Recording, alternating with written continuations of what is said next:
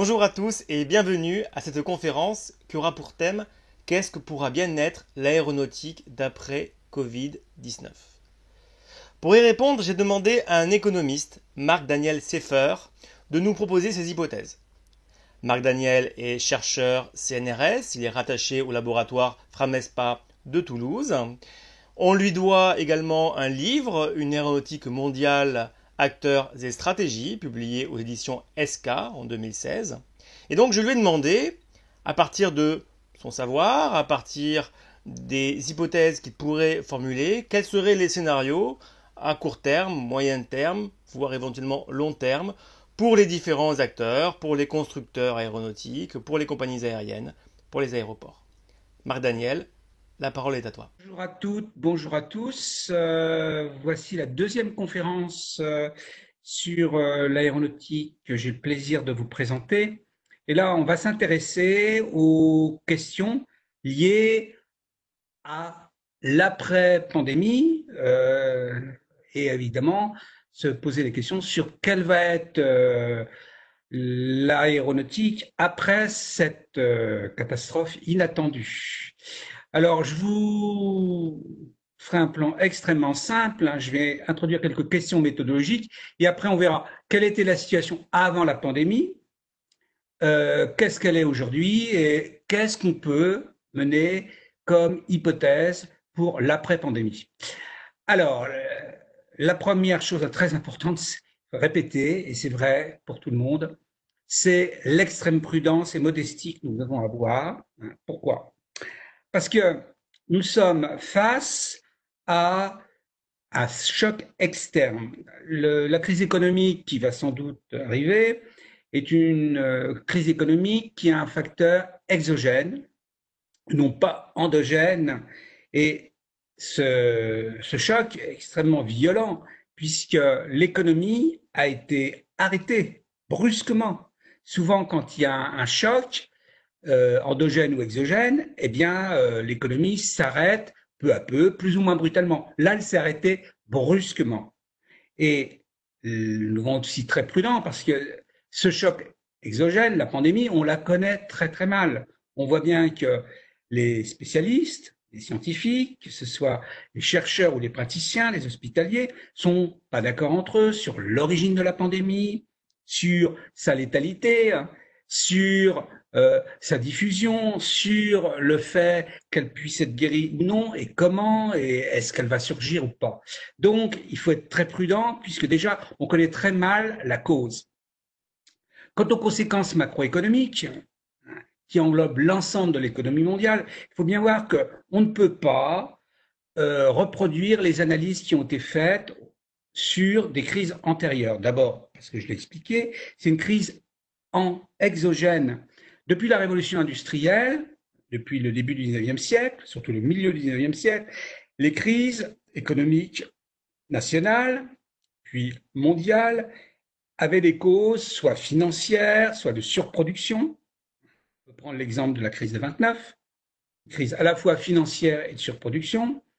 Là, c'est très différent. Il s'agit d'une crise qui a une cause exogène, encore une fois. Pas reporter les mêmes analyses. Et puis d'autre part, ce qui est très important à voir, c'est qu'elle est vraiment mondiale. Elle est vraiment globale, à tous les sens du terme. Le capitalisme est spatialement partout. Dans tous les endroits du monde, il l'est, dans tous les pays, et la plupart des pays, à l'exception de quelques provinces reculées, sont dépendants du capitalisme mondial. Et d'autre part, le capitalisme a envahi à peu près toutes les activités humaines. Hein.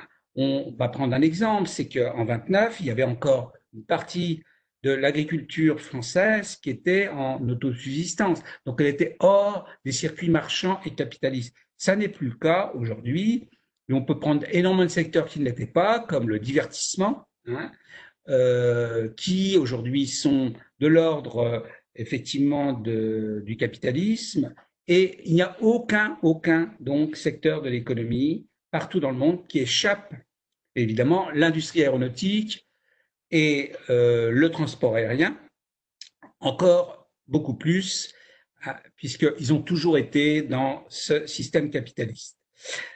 Si on veut analyser de manière relativement méthodique, hein, je dis relativement parce que c'est très très difficile d'être précis, nous allons partir de l'aval vers l'amont. Bon, l'aval, pardon, c'est les usagers, donc on ne sait pas trop comment les gens vont se comporter, hein. Donc il y a des gros problèmes d'analyse du comportement des consommateurs. Est-ce qu'ils vont continuer à prendre l'avion ou non, hein, dans quelles conditions, etc. L'autre étage, évidemment, ce sont les compagnies aériennes, et nous avons oublié un S. Et il y en a beaucoup de compagnies aériennes. Celles qui appartiennent au IATA sont plus de 200, si mes souvenirs sont bons. Au milieu, vous avez les infrastructures, les aéroports, le contrôle aérien, et puis vous avez l'industrie aéronautique. L'industrie aéronautique, on le verra, qui elle-même se décompose en acteurs différents. Ces acteurs sont des entreprises pour l'essentiel, même si évidemment l'État joue un rôle très important, dans l'aviation internationale. Elles ne sont pas du tout homogènes, les entreprises, vous le savez bien, la taille de l'entreprise, son modèle business, sa localisation. Nous allons procéder, après cet rappel de principes méthodologiques sur la crise, avec effectivement une chose que je vais répéter encore une fois, c'est qu'on est face à l'incertitude radicale, on ne sait pas. En particulier, plus on s'éloigne, au moins on sait. Et puis on a beaucoup de biais cognitifs, c'est-à-dire on commet des erreurs d'analyse, les faits ne nous sont pas rapportés de manière très très rigoureuse parfois, donc il faut être encore une fois très prudent. On va procéder malgré tout à un essai d'analyse le plus pertinent possible en restant extrêmement modeste sur ce qu'on raconte, sachant qu'on peut évidemment commettre beaucoup d'erreurs. Alors, on va faire très simple, on va regarder avant la crise, quelle était la situation, quelles étaient les prévisions. Ensuite, on verra ce qui se passe aujourd'hui même, et dans le très court terme, le court terme, et après on verra l'avenir à moyen terme. Et puis évidemment, sur le long terme, on fera très très très peu de prévisions. L'incertitude est de plus en plus radicale, plus on s'éloigne dans le temps. Hein, et c'est toujours intéressant de voir combien des gens très sérieux ont pu se tromper sur le long terme. C'est déjà très difficile de prévoir le court terme, très très difficile le moyen terme. Le long terme, souvent, on se trompe. On n'a pas tous les éléments. Alors, avant la pandémie, quelle était la situation, quelles étaient les perspectives? La chose importante à savoir, tous ceux qui sont proches du milieu le savent, l'industrie, les compagnies, c'est que le secteur, dans son ensemble, était sous forte tension. Il a extrêmement de mal à répondre à la demande et surtout aux perspectives de croissance des demandes. En gros, on prévoyait 4 à 5% par an de progression de la demande globale de voyage. C'est énorme, énorme. Et les compagnies aériennes étaient sous pression. Il fallait qu'elles renouvellent, modernisent leur flotte. Il y a des centaines, des milliers, pardon, de moyens courriers qui ont été commandés.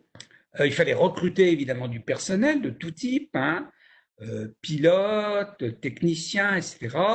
Et il fallait aussi adapter les réglementations aux pressions environnementales, hein, qui, du fait de la forte croissance, étaient encore plus fortes, hein, puisque, on le sait bien, le transport aérien n'est pas le moins polluant de tous les modes de transport.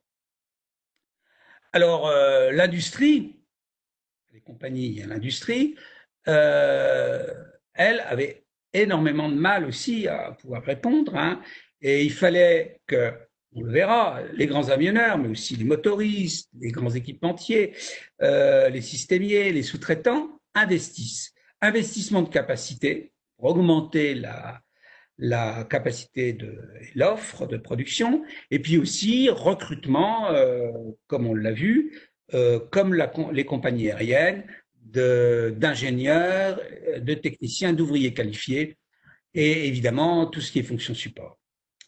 étaient aussi sous tension. Les structures sous sous-équipés. On était sous-équipés par rapport à la demande actuelle, mais surtout à la demande à venir. Donc, les perspectives, c'était d'agrandir les plateformes aéroportuaires et puis redimensionner et moderniser le contrôle aérien qui, dans certains pays comme les États-Unis, mais même en Europe, n'était pas forcément à niveau pour gérer en toute sécurité l'espace aérien pour qu'il n'y ait pas de catastrophe.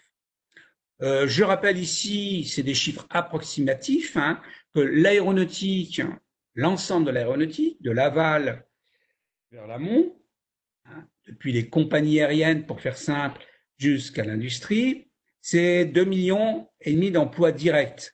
Mais il y a énormément d'emplois indirects, on peut dire 50, 60 millions peut-être. Et évidemment, ces emplois génèrent des revenus qui sont l'objet de consommation et qui ont un effet multiplicateur sur l'ensemble de l'économie mondiale, puisque ce sont en général en plus des revenus relativement élevés qui sont liés à ces emplois. Alors là, on voit une chose intéressante, c'est ce qui visualise un peu ce que j'ai raconté sur la croissance du transport aérien en 1950, dans les années 50 après la Seconde Guerre mondiale. Donc c'est le redémarrage du transport aérien qui était extrêmement faible. Hein.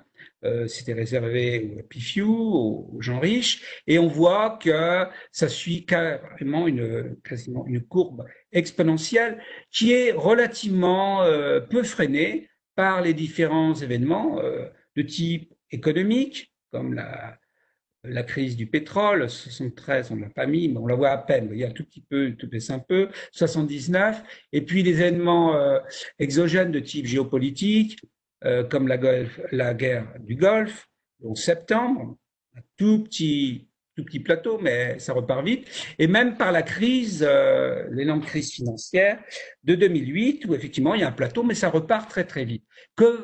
La question c'est, va en est-il de même avec ce nouveau choc de type, on l'a vu déjà, très différent. On voit bien que là, on avait des perspectives de croissance dans le monde entier. J'ai dit 4,5 à 5%, hein, selon les prévisions, hein, de 2016 à 2036 sur 20 ans. Donc, les prévisions sont énormes. Alors, vous avez les pays matures, hein, les États-Unis, ça reste tout de même 2,7% de croissance passager, c'est énorme. L'Europe, 6 régions matures, 3-4. Quant aux régions émergentes, hein, de l'Asie, aussi du Golfe, et on peut dire aussi de l'Afrique, bon, bah, ça tourne à plus de 5%, presque 6% pour le Golfe et 5,5% pour l'Asie. Donc une croissance globalement énorme, même s'il y a des disparités régionales, puisqu'on voit effectivement l'Asie du Sud-Est et le Golfe apparaître comme majeur, alors qu'il comptait très peu il y a simplement 20 ans. Là, on voit que c'est intéressant, il y a une corrélation très forte, pas corrélation, donc on ne va pas faire des liens de causalité, c'est beaucoup trop complexe, mais simplement une corrélation entre la croissance économique, vous voyez, donc en anglais growth product, donc là on a en vert, hein, on le voit bien, et on voit que ce pourcentage de croissance est effectivement très important. Et le fait qui est essentiel, c'est que la croissance du commerce aérien, passager essentiellement, est encore plus important. C'est à peu près, quand il y a 2% de croissance, 2% de croissance du produit national brut, PIB, eh bien, la croissance du commerce et passager est 2 fois plus grande. Donc 2%, ça fait 4%. Mais à l'inverse, quand il y a une chute, vous voyez là, une chute de la croissance du PIB, eh bien, vous avez une chute beaucoup plus importante. C'est-à-dire que le transport aérien est très, très, très fragile. La croissance est très corrélée à la croissance du PIB, mais quand il y a une chute du PIB, eh bien, le transport aérien chute beaucoup plus vite. C'est-à-dire qu'il y a une corrélation avec une élasticité de 2% de croissance en plus, ça fait plus 4%, mais moins 2%, ça fait moins 4%. Et évidemment, on voit que cette caractéristique du commerce aérien, du transport aérien, fait que les résultats des compagnies, on va prendre la compagnie nationale française, Air France, sont très fluctuants. On voit bien que le moindre problème, alors il peut y avoir aussi des grèves, etc., fait que leurs résultats nets ne sont pas très très bons. Hein. On dit souvent que si on veut devenir millionnaire en étant milliardaire, eh bien, il faut investir dans le transport aérien. C'est une plaisanterie qui renvoie tout de même au fait que le retour sur investissement, on peut avoir aussi d'autres indicateurs de rentabilité opérationnelle, eh bien, sont faibles par rapport à d'autres activités économiques. Alors, on va synthétiser ça en disant que c'est un secteur très fragile. Pour les compagnies, rentabilité relativement faible et surtout fluctuante. La surface financière des compagnies est insuffisante. On verra aussi tout à l'heure qu'il y a de grandes disparités. Quant à l'industrie, elle est très capitalistique, c'est-à-dire qu'on a besoin d'énormément d'investissements très lourds, à la fois de capacité, de spécialité, des investissements en machines, en bâtiments. Les dépenses en recherche et développement sont très élevées, hein, c'est de l'ordre de 10% du chiffre d'affaires pour l'ensemble de l'industrie, très très élevé par rapport à d'autres industries. Et de plus, l'industrie aéronautique est exposée à l'incertitude technologique et commerciale. Incertitude technologique, ça veut dire que on a beau faire des recherches approfondies, on a beau développer avec minutie des programmes de prototypes, des essais en tout genre, eh bien, on ne sait jamais si ça va marcher fort. Surtout quand on fait des innovations technologiques radicales. On l'a vu dans une autre émission, le cas du comète. Bon. Mais même si on arrive à maîtriser la technologie, il y a une incertitude commerciale. On a vu avec, par exemple, Concorde. L'incertitude technologique était très grande. On est arrivé à faire un avion extrêmement fiable et malheureusement, il s'est très mal vendu et on pourrait dire la même chose de l'A380. Donc, on fait des recherches très importantes, on investit beaucoup et on est confronté à une incertitude très forte. C'est très difficile, après coup, évidemment, on peut toujours dire qu'il aurait fallu faire ceci, mais sur le moment, de savoir si on a eu raison ou non de lancer un nouveau modèle, de faire des innovations. Autre chose très importante, et on va le voir sur les effets de la crise, c'est que c'est une industrie à la chaîne logistique complexe. On l'a bien vu, par exemple, quand le 737 MAX, dont on a parlé dans une autre émission, a dû être arrêté.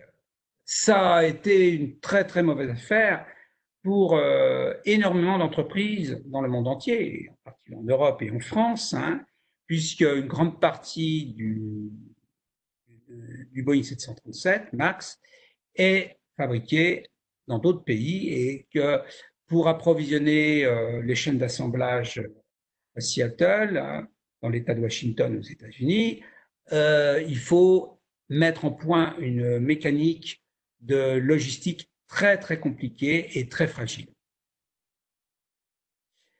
Alors, avant la pandémie, il s'agit aussi de regarder de manière plus microéconomique, hein, là on a eu plutôt une vision macro, le fait que c'est un secteur hétérogène.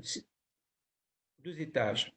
En aval, les compagnies, alors on le reverra avec des exemples, hein, les modèles économiques sont très différents. Hein. Il y a les grandes compagnies historiques type Air France, Lufthansa, KLM, bien sûr. Vous avez des compagnies régionales, vous avez des compagnies low cost, mais ces compagnies low cost elles-mêmes peuvent avoir des modèles économiques différents. Par exemple, pour comparer et opposer Ryanair et EasyJet. La localisation, c'est évident que selon leur localisation, les compagnies ont des réseaux différents. Hein. Et en plus, elles réagissent très différemment aux chocs externes. Les trafics souvent sont de types différents, la clientèle différente. Hein.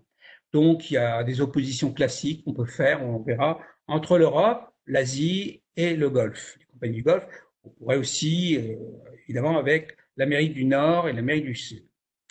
On rappelle, ici on en a parlé déjà, qu'il existe aussi des modèles de réseaux différents et même parfois carrément opposés. Ces modèles hub and spoke, on a encore oublié le S, et le modèle point à point. Ces modèles sont très différents, hein, puisque dans un cas, on rassemble tous les passagers dans un endroit particulier, un hub, grâce à des moyens courriers. Ensuite, on va à un autre hub avec un très gros porteur. Et ensuite de ce très gros porteur, on revient à une autre ville avec un moyen porteur. Là, un moyen courrier est souvent de taille relativement petite, comme on a 320 par exemple. Là, il y a un autre modèle, évidemment, c'est relié directement point à point. Ça, c'est très important parce que les compagnies qui ont choisi l'un ou l'autre modèle vont réagir très différemment à la crise.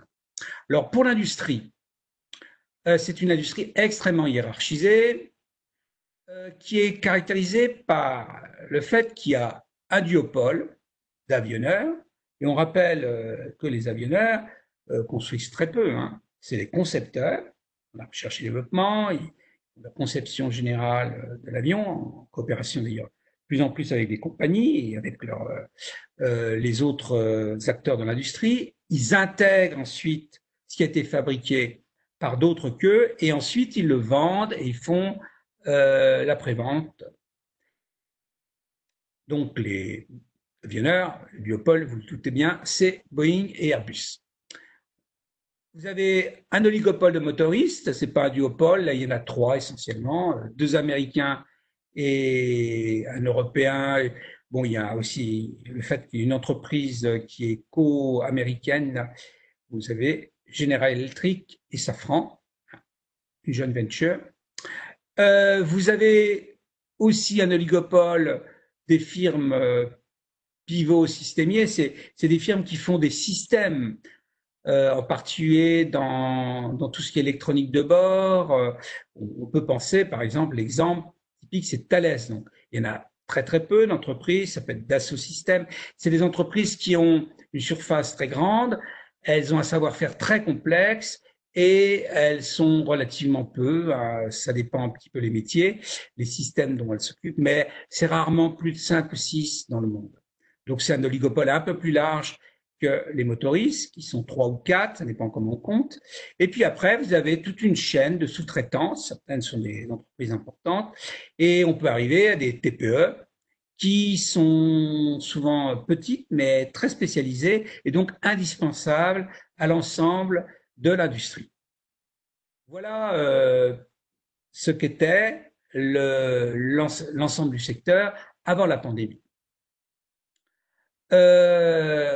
On peut dire aussi que dans les prévisions, hein, on n'imaginait pas, on ne pensait pas que sur le moyen terme, sur 5-10 ans, il y aurait des ruptures technologiques majeures. Par contre, on continuerait des améliorations incrémentales, progressives, très importantes. Hein, continuer à mettre de plus en plus de matériaux composites qui ont comme qualité d'être résistants, souples, très solides et facile à travailler. Les moteurs, évidemment, continuer à les rendre plus puissants et moins bruyants et moins gourmands en énergie. Et puis développer tout ce qui était électricité, électronique, mais prudemment, peu à peu. On n'imaginait pas qu'il, sur le moyen terme, il y ait des ruptures technologiques fondamentales.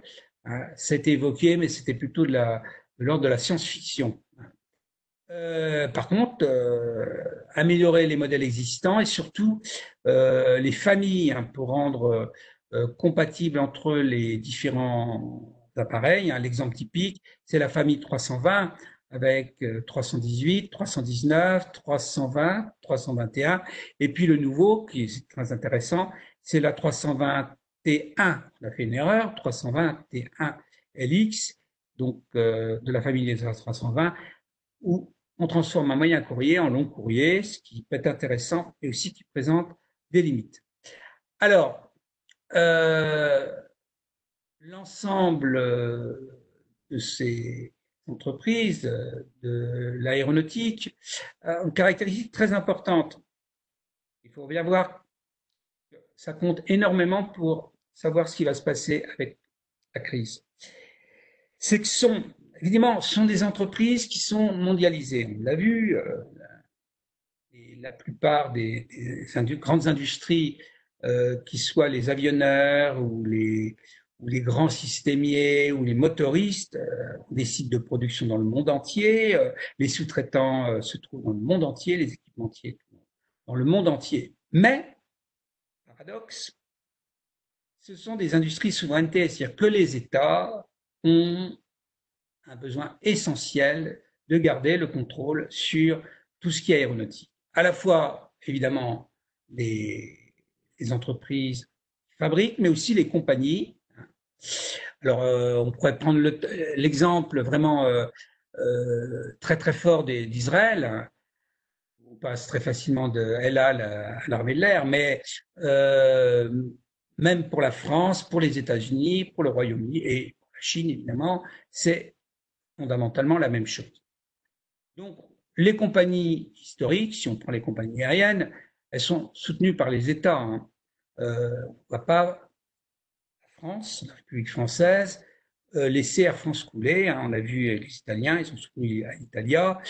Et même aux États-Unis, où ces compagnies sont complètement privées, elles sont soutenues si certaines sont défaillantes. Il y aura des méthodes peut-être un peu cachées, occultes, pour les soutenir, même si on continuera à parler de libéralisme. C'est évidemment, je l'ai évoqué un petit peu là, au niveau de l'industrie, euh, ce sont des industries de haute technologie au niveau industriel, très liées à la défense. Hein. On peut passer assez rapidement de technologie de défense nationale à la civile ou inversement. Le contrôle aérien, donc qui est au milieu, hein, il est par nature régalien parce qu'il s'agit d'avoir sa souveraineté sur l'espace. Hein, et ce n'est pas que des questions de sécurité aérienne, c'est aussi des questions de sécurité nationale sur le plan militaire. Et évidemment, les aéroports, ça a été débattu, mais on voit bien que des aéroports privatisés, ça pose beaucoup de problèmes sur la souveraineté d'un pays, sur le développement aussi de son territoire. Et donc, peut penser qu'on reviendra, pour ceux qui sont engagés d'ailleurs aux États-Unis, c'est déjà le cas, à des aéroports, des plateformes aéroportuaires les plus importantes qui sont détenues par les États, l'État fédéral ou les États aux États-Unis, ou bien les grandes métropoles hein, qui peuvent aussi posséder des aéroports. Voilà pour ce point important. Je reviens sur une chose essentielle. Je tiens à rappeler qu'on ne peut pas rejouer, refaire, reprendre des tendances qui ont eu lieu autrefois, et c'est ça la difficulté de l'exercice, et l'appliquer aux problèmes des effets de la pandémie actuelle sur l'économie globale et sur le secteur qui nous intéresse, l'aéronautique. Alors évidemment, on voit bien que, étonnamment même, vous avez eu des flous, donc des grippes, hein, aviaires, etc. Et les effets de ces crises ont été relativement faibles, c'est pratiquement plat. Hein. Bon, vous avez d'autres pandémies qui ont eu des effets plus importants. Là, on voit le SRAS, mais c'est une courbe en V, V pointue, c'est-à-dire qu'il y a une chute, mais on rattrape très très vite. Et en plus, c'est régional. Hein. Ce n'est pas l'ensemble de l'économie mondiale qui en a souffert, même si, par exemple, on peut penser que les constructeurs aéronautiques européens et américains ont souffert de ces crises, mais elles ont été relativement limitées, ou bien quand elles ont eu lieu, la reprise a été très rapide.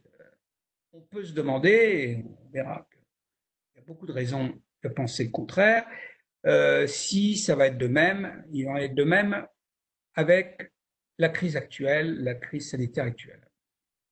Là, on voit aujourd'hui ce qui se passe, remontons dans le temps là, on voit bien que les effets en termes de trafic, donc c'est les trimestres, on voit bien la chute très importante, 65%, 40%, 10% du trafic. Là, on voit les annulations de voyages très importantes, et évidemment associées la perte de revenus qui est estimée pour le moment à 250 milliards. Mais ça risque d'être beaucoup plus important quand on fera les comptes. Là, c'est qu'une estimation. Alors, avançons dans le temps. Là, on voit déjà ce qui s'est passé. Regardons un peu ce qui va se passer après la crise sanitaire. Bon, à très court terme, vous pensez que ça va être très long de démarrer.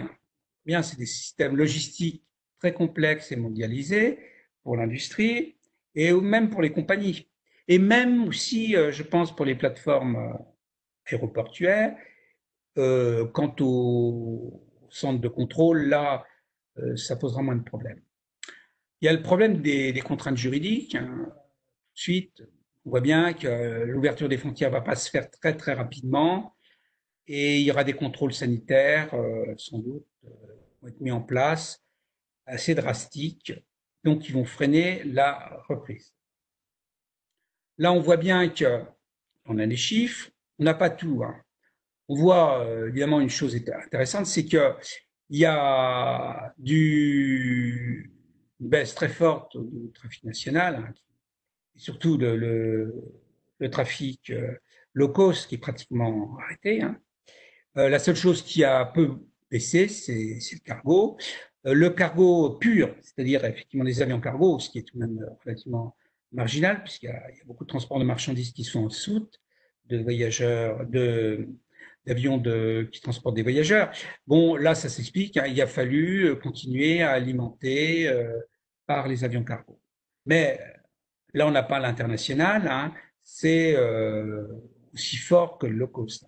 C'est pratiquement arrêté, moins 98%. Donc, c'est l'arrêt total à moins 100% du trafic aérien. Alors, ce qui est intéressant, c'est se continuer dans le temps, se projeter un peu dans le temps, c'est comment ça va reprendre. Alors, il faut rappeler une chose, j'ai un peu simplifié et caricaturé, pour mieux faire comprendre, c'est qu'on a des modèles complètement différents, je l'ai évoqué tout à l'heure. Les compagnies européennes, Air France en particulier, sont marquées par saisonnalité très forte. En gros, leurs recettes, elles le font à partir du mois de mai, avril, et ça s'arrête à l'automne. Donc, vous avez 6 mois pour faire simple de recettes et 6 mois vous n'avez pas. On voit bien les collines, ou les montagnes qui se succèdent.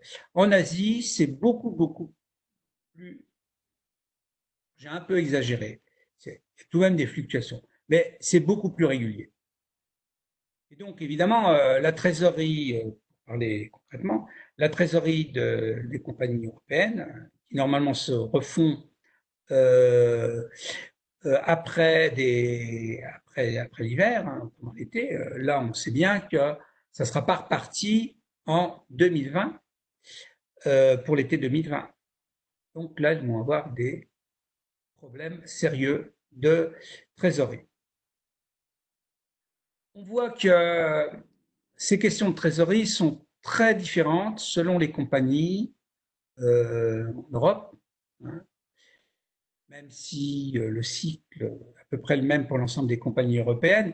Vous avez des compagnies qui ont des capacités de trésorerie très importantes, comme Ryanair, Et d'autres, Air France, KLM, c'est beaucoup moins bon.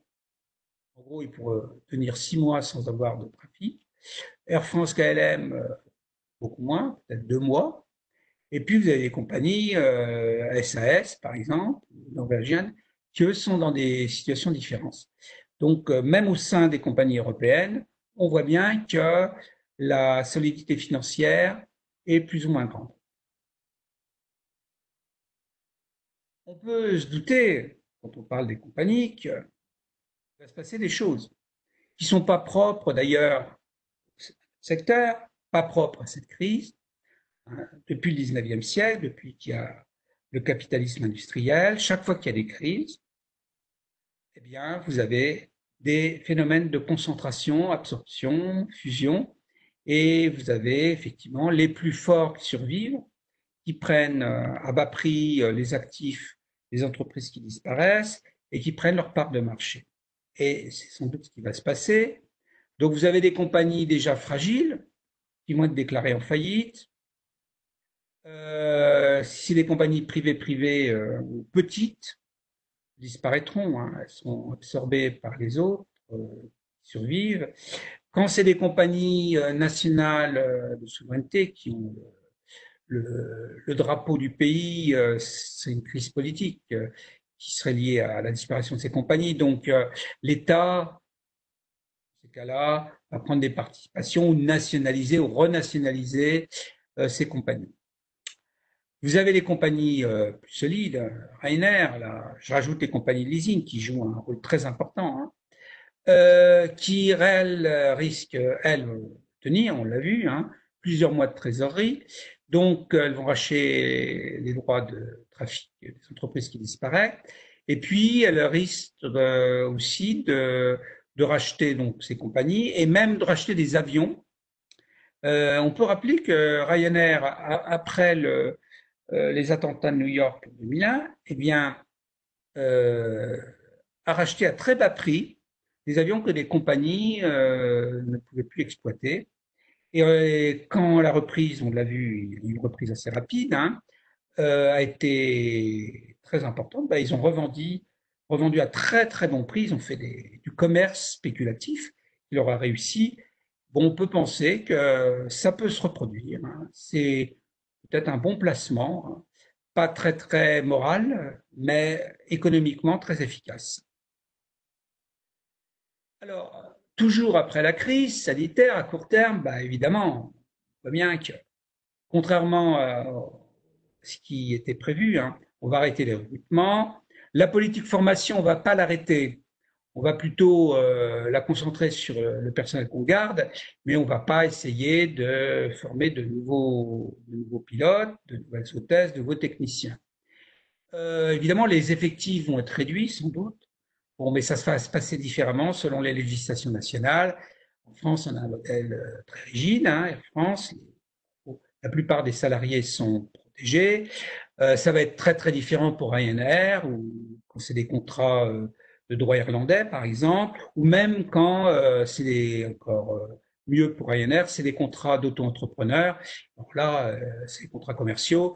On ne passe plus de contrats avec les pilotes qui sont dans cette situation. Donc ça va se passer de manière très différente selon les compagnies qui vont rester existantes, elles ne vont pas disparaître. Bon, ces compagnies, effectivement, elles vont réduire leur flotte. On peut penser que, sauf, sauf chose extraordinaire, c'est qu'ils vont se débarrasser des modèles les plus anciens, qui sont les plus polluants, les plus gourmands en énergie, même si pour le moment le kérosène est très bas, mais il va remonter tout de même, hein, le kérosène. Et puis ils vont sans doute se débarrasser des très gros porteurs. J'ai un proche qui est pilote, en A380, qui m'a dit que c'était peut-être son dernier vol. Donc le 747, la 380 et beaucoup de quadri-réacteurs ne vont plus être utilisés parce qu'ils sont coûteux et puis ils ne sont pas très adaptés à la variation du marché. Il y a une exception, une autre idée qu'il peut avoir, mais j'en parlerai, qui ferait qu'ils ne disparaîtraient pas complètement, ces avions magnifiques.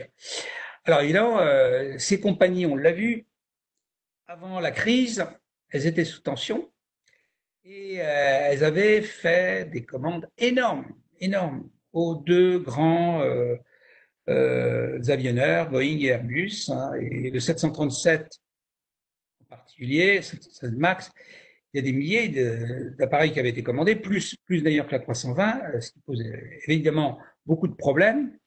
Hein. Que faire de ces avions qui ont été commandés? On voit bien que pour les avionneurs, ça pose des problèmes. C'est pas la même chose pour Airbus, parce que son A320 Neo fonctionne bien. Le Max, on peut se dire que quelque part, Boeing a de la chance, entre guillemets, et les compagnies qui les ont achetés, puisque pour le moment, elles n'en ont pas besoin. On verra par la suite ce qui va se passer. Euh, Après la crise, intéressons-nous après les compagnies, intéressons-nous aux industriels. Alors, ça va être évidemment, on l'a vu, une chaîne logistique très très dure, longue à mettre en route, hein, même s'il y a un savoir-faire indéniable, s'il y a déjà eu des épisodes extrêmement durs, que, par exemple Airbus a appris à beaucoup de dernières crises pandémiques moins importantes que celle-là, mais en Asie. Donc, le problème, ça va être que le déconfinement risque de ne pas vraiment synchrone, se passer en même temps dans le monde. Bon, les industriels vont sans doute résoudre ces problèmes, ça va être difficile. Alors, autre problème très important, c'est le soutien financier des sous-traitants. Il n'y a pas que des compagnies aériennes qui sont en situation de faiblesse financière structurelle, qui ont peu de fonds propres, qui ont emprunté, on l'a vu faire des investissements de capacité ou moderniser, investissements de modernisation.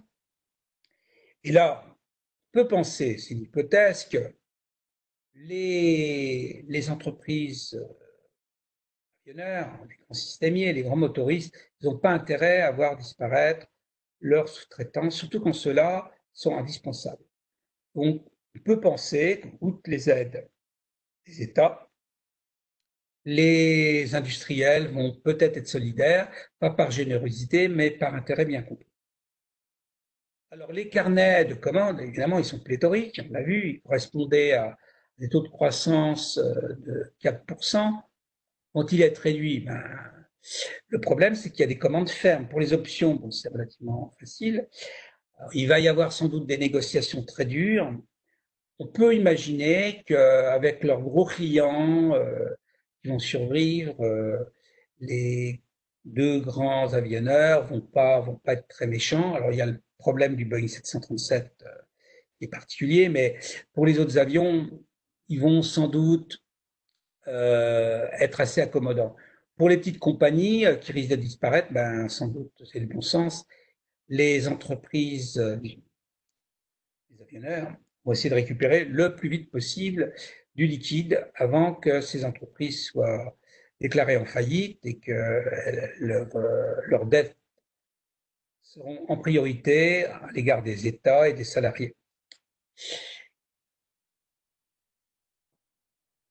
Alors, après la crise, on peut se projeter encore un petit peu plus loin dans le temps et se poser beaucoup de questions. Hein. Donc, est-ce que les compagnies vont modifier leur réseau?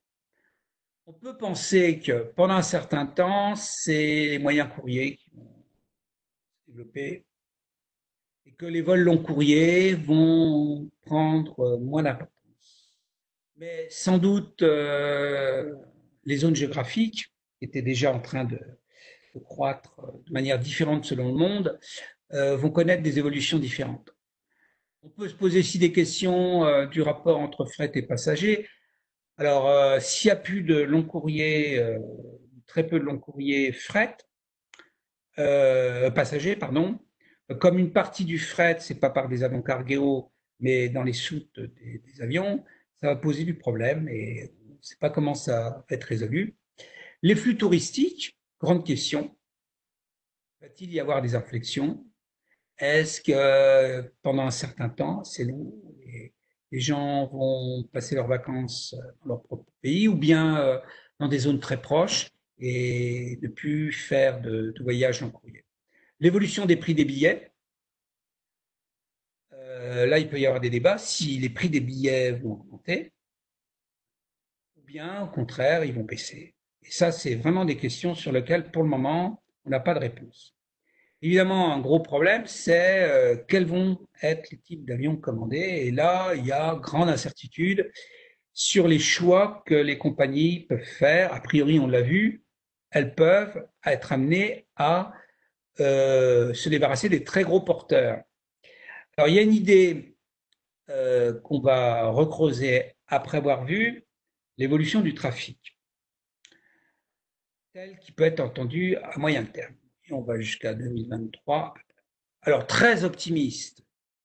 Ce serait merveilleux, ce serait comme on l'a vu pour le SRAS, chute brutale en V, et on reprend, on fait du rattrapage, et on reprend le niveau comme si rien s'était passé, et puis le taux de croissance, toujours le même à 4%.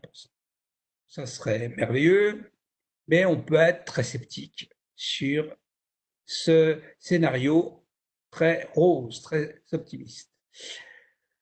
Probable, bon, probable, c'est non pas un V, mais un L. Vous voyez, une partie descendante et ensuite une partie oblique ou horizontale.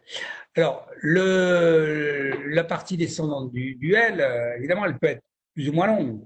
Euh, Combien on va plonger? Elle peut être plus ou moins inclinée. Hein. Ça va durer pendant longtemps, cette baisse ou non. Hein. Ça pourrait être comme ça pourrait être comme ça. Et ensuite, on retrouverait le même, le même taux de croissance de 4% à peu près, mais évidemment partant d'un niveau beaucoup plus bas, ce qui veut dire que les scénarios de commande d'avions, de flotte d'avions pour 2030 ne seraient pas atteints. Évidemment, il peut y avoir des scénarios très pessimistes, mais tout est possible.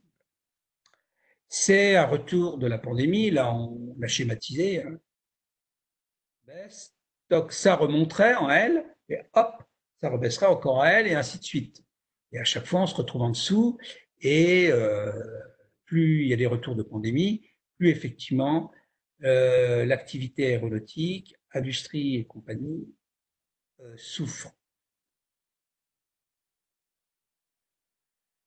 On peut se demander si à moyen terme, pour l'industrie, la structure de l'industrie telle qu'on a vu va être mise en cause. On a réfléchi un petit peu sur les compagnies aériennes.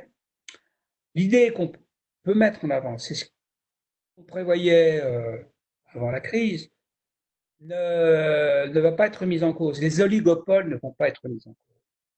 Ni les oligopoles motoristes. Hein. Bon, est-ce qu'il y en a un qui va s'effondrer? C'est peu probable. Hein. Évidemment, ils ont été déjà soutenus dans des moments très difficiles, hein, comme Rolls-Royce, il y a un certain temps. C'est des industries de souveraineté, hein, rappelons-nous.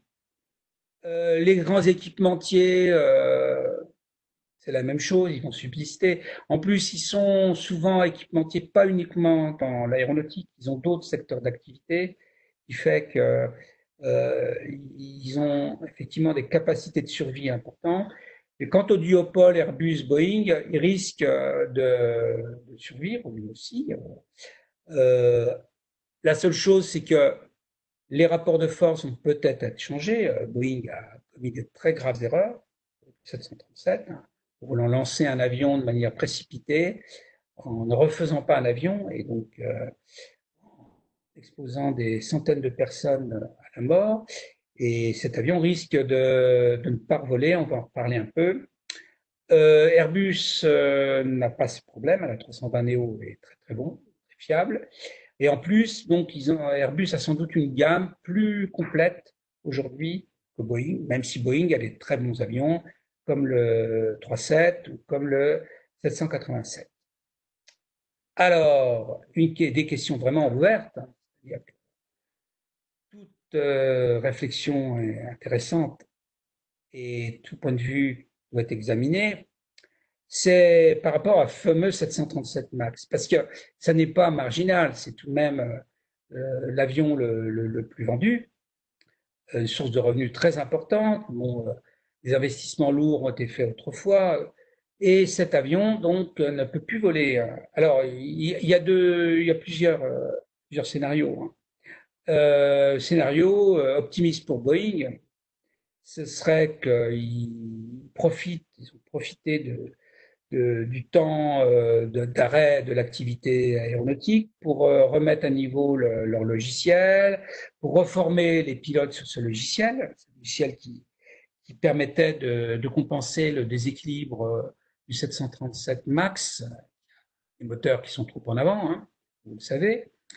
Et dans ce cas-là, bon ben, ils le remettent à niveau, ils le repeignent un peu, de manière de parler, et ils le renomment 737 000 pour que les passagers comme les compagnies aient l'impression que c'est un nouvel avion. On sait bien que, par exemple, le Comet, il y a 60 ans, il n'a jamais pu revoler, vraiment, même alors qu'il était devenu sûr. Ça, c'est une option, une possibilité. Alors, il y a des gens qui sont très sceptiques, qui disent, ouais, même à la rigueur, bon, ils refont un avion qui est sûr, ils ont réglé les problèmes techniques du logiciel, mais ils arrivent à se faire certifier aux États-Unis. Mais est-ce que les Européens et les Chinois, les organisations nationales et chinoises et européennes, le feront? Les gens qui disent non. Cet avion a tout de même tellement mauvaise presse, parce qu'il est arrivé, que personne ne voulait. Donc Boeing referait ce qu'il aurait sans doute dû faire, une nouvelle cellule, une nouvelle étude, un avion vraiment de nouvelle génération qui pourrait d'ailleurs être meilleur et plus efficace que l'A320 Neo. Donc la question apporte, nous posons la question, mais nous n'apportons pas de réponse du tout fermée. Une question que je me posais, mais on va voir que c'est pas évident d'y répondre, c'est qu'il y a un avion merveilleux, et là c'est bien mis sur le slide, A320 XLR, donc c'est incroyable puisque d'un moyen courrier, on le transforme en long courrier. Donc, il peut y avoir l'idée que c'est super comme avion, puisque vu les incertitudes sur la répartition entre les moyens courriers, les longs courriers, ben on a un avion qui serait polyvalent, qui pourrait s'adapter à plusieurs types de lignes. Et effectivement, il permettrait de desservir des lignes sur 3000 km comme 8000. Le problème, c'est que quelqu'un m'a fait remarquer que voler dans un avion à cellule donc monocouloir, une cellule relativement étroite et longue, c'est déjà pas très agréable en temps normal. Hein. Rester serré pendant 8 heures, c'est pas comme un Paris-Marseille, 3/4 d'heure. Hein. Donc ça pose un premier problème. Et puis le deuxième, c'est ça la question ouverte, on ne sait pas encore, quelles vont être les conditions de sécurité sanitaire pour les avions. Si on considère qu'il faut beaucoup moins de personnes serrées dans une cellule, eh bien, effectivement, il faut des gros avions. Et à la rigueur, on va dire, ce serait la chance pour les gros porteurs comme le 747 ou la 380, c'est qu'ils sont faits pour transporter 400 plus passagers. Ben, 6 ans transportent 200. Les gens sont moins serrés et la sécurité sanitaire est meilleure. C'est des questions complètement ouvertes sur lesquelles on n'a aucune réponse, mais il faut y réfléchir. On va terminer sur, après avoir vu ensemble la situation, on revient sur le court et moyen terme. On a des hypothèses, différents scénarios. Pas vraiment tranché. On peut dire que là où il peut y avoir consensus, c'est qu'il va y avoir un démarrage pas très rapide et à un niveau évidemment inférieur à la situation d'avant-crise. Et pour reprendre l'idée essentielle que j'avance, que les compagnies aériennes vont sans doute être structurées, mais qu'il va y avoir une grande stabilité des structures de l'industrie. Sans doute, des petites entreprises vont disparaître, vont fusionner, mais dans l'ensemble, on va avoir à peu près le même même structure, même si les poids relatifs des deux grands avionneurs peuvent peut-être changer. Mais il n'y aura sans doute pas d'entrant, parce que c'est la grande question, hein, on peut se poser avant. Est-ce qu'il y a une compagnie qui peut entrer, remettre en cause le duopole? On l'a vu Bombardier et Embraer maintenant. L'un, Bombardier, c'est Airbus, Embraer, c'est Boeing, et puis la Comac, sur un marché plus réduit, est-ce qu'ils peuvent rentrer? On peut avoir des doutes. Donc, pour l'essentiel, stabilité des structures de l'industrie. Alors, pour terminer la conclusion, sur le long terme, on n'en a pas parlé. Or là, il faut lire les incertitudes radicales. Donc, il faut être à faire des plans sur la comète. Voilà, que sait-on la situation macroéconomique, géopolitique et sanitaire après 2025, 2030, 2030, long terme, 2040, on ne sait rien, tout peut arriver, donc on ne peut pas faire de prévision. Et puis, il y a une chose très importante, quid des contraintes environnementales sur le transport aérien. Est-ce que la catastrophe sanitaire qui a entraîné une crise économique et une crise aussi sur l'ensemble des activités aéronautiques va renforcer les contraintes environnementales sur le transport aérien? Dans ce cas-là, évidemment, ça changera beaucoup de choses. On ne sait pas trop. Ce qui est tout de même étonnant, et on peut remarquer, s'il y a des choses contre-intuitives. Après les attentats de 2001, on l'a peut-être oublié, on a mis en place donc tous les systèmes de sécurité. Avant, vous vous rappelez, on allait à l'aéroport, c'était très agréable, on rentrait dans l'avion avec très très peu de contrôle. Bon, on ne pouvait penser que le fait que c'est extrêmement ennuyeux d'attendre, d'enlever ses chaussures, etc., passer comme un bandit entre des rangs de multiples policiers, dans certains pays c'est plus désagréable que dans d'autres, ça freinerait le transport aérien. Ben non, non, non, on l'a vu, le taux de croissance a toujours été important. Bon, s'il y a de nouvelles contraintes, on l'a vu, bon, par exemple, des avions où on met les gens séparés, des contraintes sanitaires, des contrôles sanitaires, en plus des contrôles de sécurité contre le terrorisme, est-ce que ça va freiner le transport aérien?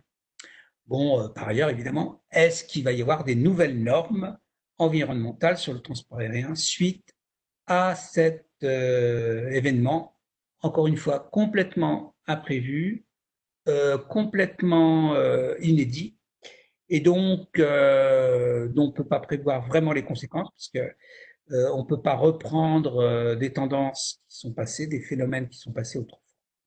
Voilà, je vous remercie pour votre attention et je répondrai à vos questions avec beaucoup de prudence, hein, et j'espère avoir surtout posé des pistes d'interrogation, des grilles d'analyse plus que donner des réponses fermées, ce qui serait peu, peu pertinent dans une situation si incertaine. Merci. Cette vidéo est à présent terminée. J'espère pour ma part que vous l'avez appréciée. Alors ce qu'on aimerait avec Marc Daniel, ce serait pouvoir répondre à vos questions. Ce qu'on va faire, c'est que vos questions, vous allez les laisser dans la zone de commentaires là qui se trouve sous la vidéo et on va les récupérer, ces questions, et puis Marc Daniel va faire des recherches, il va tenter d'y répondre de manière précise, de manière technique, et donc on va produire pour la semaine prochaine, pour jeudi prochain, 18h, une autre vidéo où il y aura les réponses à vos questions, du moins les réponses que Marc Daniel aura pu trouver. Donc d'ici là, n'oubliez pas de vous abonner à la chaîne pour être prévenu, de liker la vidéo, ne serait-ce que pour remercier Marc Daniel, et de parler de cette vidéo autour de vous, notamment via les réseaux sociaux.